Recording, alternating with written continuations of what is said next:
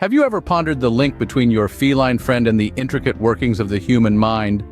Let's delve into a fascinating enigma.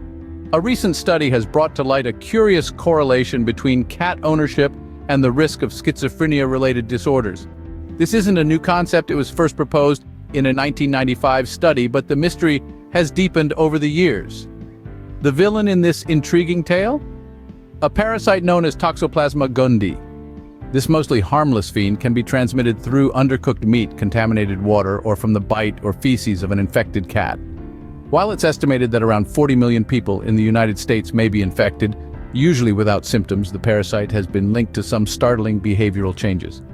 Inside our bodies, this crafty parasite infiltrates the central nervous system, influencing neurotransmitters in its wake. Some studies have found this can lead to personality changes, the emergence of psychotic symptoms, and even neurological disorders, including schizophrenia. Now let's be clear here. The presence of a link doesn't prove that T. gondii causes these changes or that it was passed on to a human from a cat. But it does make us question, doesn't it? Could our cuddly companions be unwitting carriers of a microscopic puppet master, pulling the strings of our behavior? The new analysis of 17 studies found a significant positive association between cat ownership and an increased risk of schizophrenia-related disorders. After adjusting for covariates, it was found that individuals exposed to cats had approximately twice the odds of developing schizophrenia. However, it's important to remember that 15 of these studies were case control studies. This type of research cannot prove cause and effect, and it often does not look at things that might have affected both the exposure and the outcome. In addition, many of these studies were of low quality, leaving room for doubt. Intriguing, isn't it? But the journey of discovery is just beginning. Let's delve into the labyrinth of research that has been conducted over the past 44 years. An Australian research team has taken upon themselves an ambitious task, analyzing 17 studies from 11 countries, including the United States and the United Kingdom. The aim? To investigate the puzzling connection between cat ownership and an increased likelihood of developing schizophrenia-related disorders. The findings have been, to put it mildly, a mixed bag. The idea that feline companionship could increase schizophrenia risk was first proposed in a 1995 study. The culprit? A parasite known as Toxoplasma gondii. But the studies since then have been far from unanimous in their conclusions. Some studies suggest that exposure to cats during childhood might increase a person's likelihood of developing schizophrenia. Others, however, found no such correlation. A similar divergence arises when examining cat exposure in relation to scores on scales that measured traits linked to schizophrenia and psychotic-like experiences. The inconsistency of these findings led psychiatrist John McGrath and his fellow researchers to call for a comprehensive review and analysis of all the research on these topics.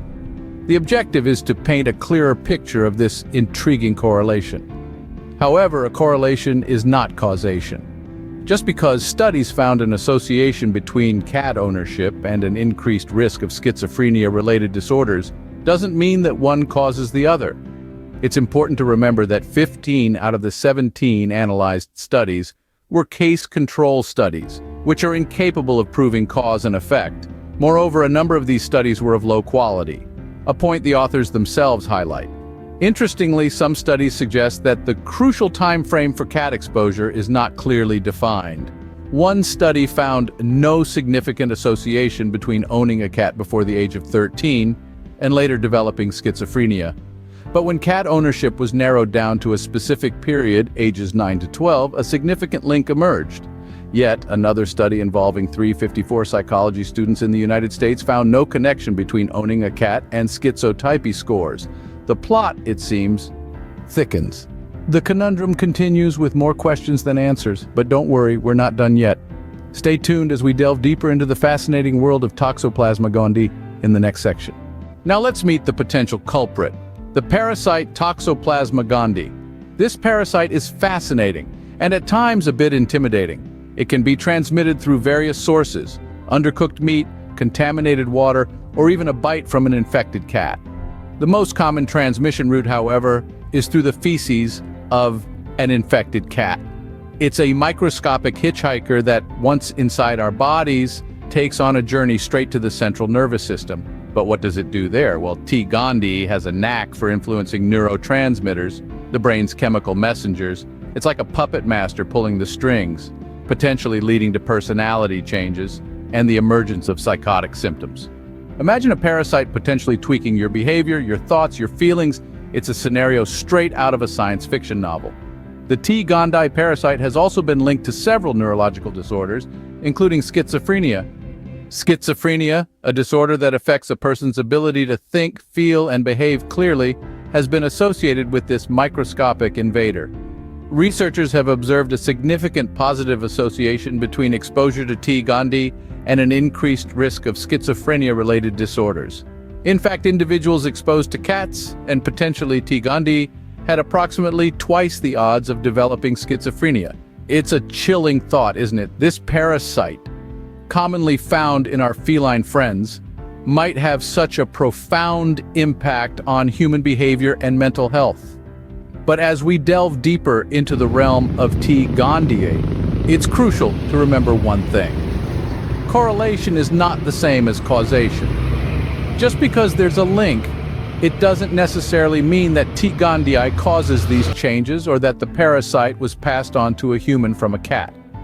Yet correlation does not imply causation, so where does that leave us? Let's dissect the recent analysis of the 17 studies. A fascinating journey, isn't it? This analysis surfaced a significant positive association between cat ownership and an increased risk of schizophrenia-related disorders. It's like opening a box and finding a note that reads, "Those exposed to cats had about twice the odds of developing schizophrenia." But before we get carried away, let's remember that 15 of these 17 studies were case control studies. These types of studies, while valuable, cannot conclusively establish cause and effect. It's like trying to solve a puzzle with pieces that can fit in more than one place. The picture is not always clear-cut. In addition, these case control studies often don't look at elements that might have influenced both the exposure and the outcome. It's a bit like trying to figure out the plot of a movie by only watching a few scenes. You might get the gist, but you'll miss out on the subtleties and the nuances. Now let's not forget to address the elephant in the room, the quality of the studies. A handful of the studies examined were of low quality. The authors themselves underscored this point. It's as if we're sifting through a treasure chest of information, but some of the gems are not as shiny or as valuable as they initially appear. The findings were inconsistent across the studies, but those of higher quality suggested that associations in unadjusted models could have been due to factors that could have influenced the results. It's like looking at a piece of abstract art. Everyone sees something different, and the interpretation may change depending on the angle from which you view it. One study found no significant association between owning a cat before age 13 and later developing schizophrenia, but it did find a significant link when narrowing down cat ownership to a specific period, ages 9 to 12. This inconsistency suggests that the crucial time frame for cat exposure is not clearly defined. It's like trying to predict the weather. Sometimes, even with all the data in the world, the outcome is still unpredictable. The mystery remains, with the scales of evidence yet to tip definitively in one direction. So, where does this leave us in our quest to understand the link between cats and schizophrenia? The journey has been a fascinating one, not without its fair share of uncertainties. The research landscape is a patchwork of contradictions and intriguing hypotheses. While some studies suggest a significant association between exposure to cats and an increased risk of schizophrenia-related disorders, others do not corroborate this connection. This inconsistency is emblematic of the complexities of scientific research. It's crucial to remember that correlation does not imply causation. Just because two elements appear to be linked, it doesn't mean one causes the other. In the case of our feline friends and schizophrenia, it's unclear whether the presence of the Toxoplasma gondii parasite in cats directly leads to an increased risk of schizophrenia in those exposed. One of the key takeaways from this exploration is the need for further studies of higher quality, case control studies, which form the bulk of the research we've discussed, can only go so far in establishing cause and effect relationships. It's also essential to consider other factors that may have influenced both the exposure and the outcome.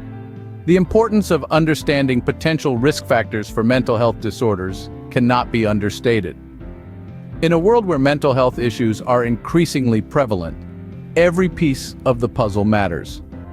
Environmental influences such as exposure to certain animals or parasites may play a more significant role than we currently understand.